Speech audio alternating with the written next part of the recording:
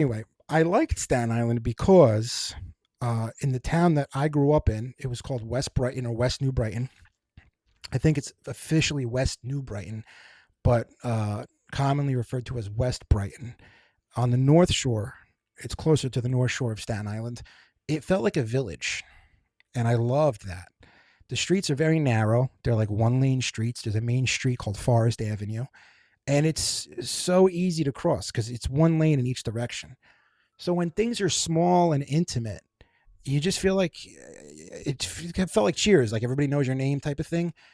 All the kids on the block knew each other, and everybody went to the same schools. All the different generations of people went to either PS this or IS that, which stands for public school or intermediate school.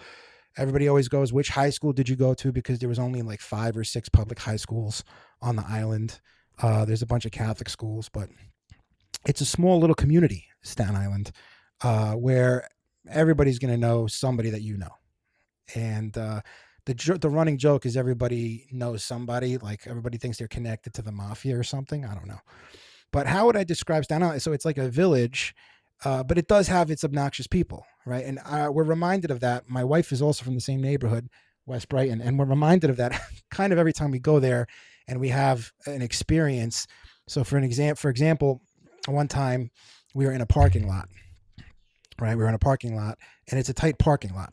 And the parking lot is on Forest Avenue and Bard Avenue. There's a little plaza there with a Carvel and a Starbucks. And if you're from the area, you know. And that's the neighborhood I grew up in. That's part of West Brighton.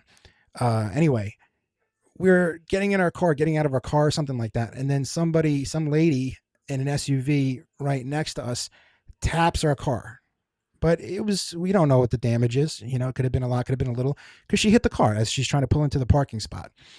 So I do what you're supposed to do. I just go to see is there any damage left from the impact? And I just get out and I look to see, is there a dent in the car? And right away with the defensiveness, the lady's like, sorry, I hit your Rolls Royce, making fun of our, what was it? A Honda HRV.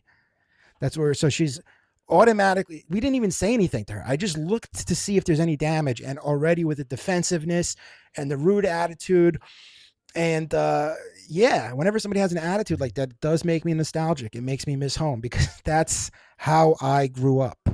That's Staten Island in a nutshell. Everybody's a wise Alec. Everybody's got a smart response. And it's largely very funny. It's kind of annoying in the moment, but then you look back and you're like, that lady was hilarious. There was no reason for her to act like